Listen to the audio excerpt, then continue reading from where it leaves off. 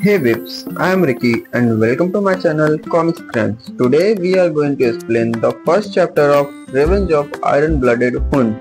So without further ado, let's start.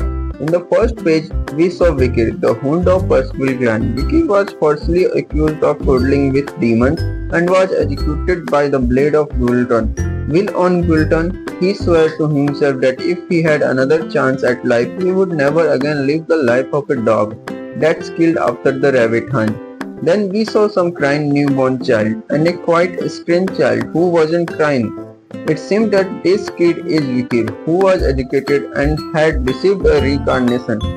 He says, "Where am I? My body feels heavy and there's so much noise around me. Could this be hell?" The next page shows the grand mansion of Baskerville clan, where we saw a man who is the head of Baskerville clan, Hugo Lee Baskerville. He comments, "Damn lowly things, none of them seem special. It seemed a gathering of trash this time around." Then Hugo saw Vikir, who was in shock, and he says, "There's appeared to be at least one slightly less noisy piece of trash," and then he ordered the maids to move the baby to the cradle of swords. After that, Vikir says, "The main culprit behind the false pretense that got me educated is Hugo Lee Baskerville. This appearance of I am finally certain I, Vikir Van Baskerville, have regressed to when I was a newborn baby." Our MC accepts that he has been reincarnated and recall his past life as a hunting hood. Born as illegitimate child of the clan, he was trained in a harsh environment, and as a hound, he had to be loyal and dedicated to his mission.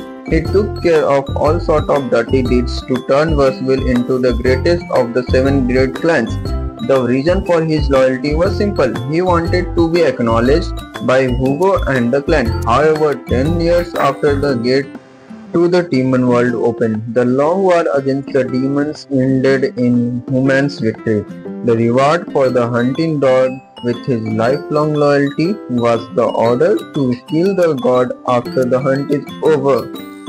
The reason for his education was that the hound ended up learning too much. And again Vicky says, "As if I did live such a crummy life again. I want to wreak vengeance right now, but there's nothing I can do as a baby.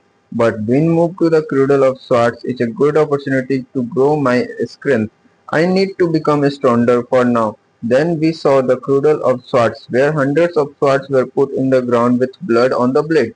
We can say it is one of the trial one must face as a child born to the Baskerville clan.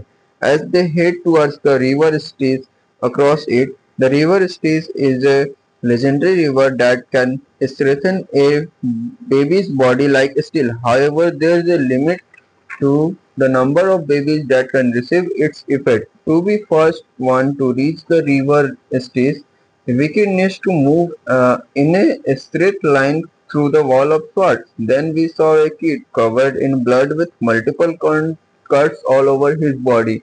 And guess what?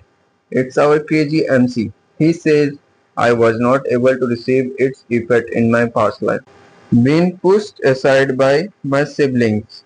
But it will be different this time around. I am going to monopolize the blessing of river Styx for as long as I can." Then we saw a river full of light, and Vikir, who is now underwater, says, "The river is slipping through my wounds and altering even my bones. To think that having a good start alone can make such a huge difference.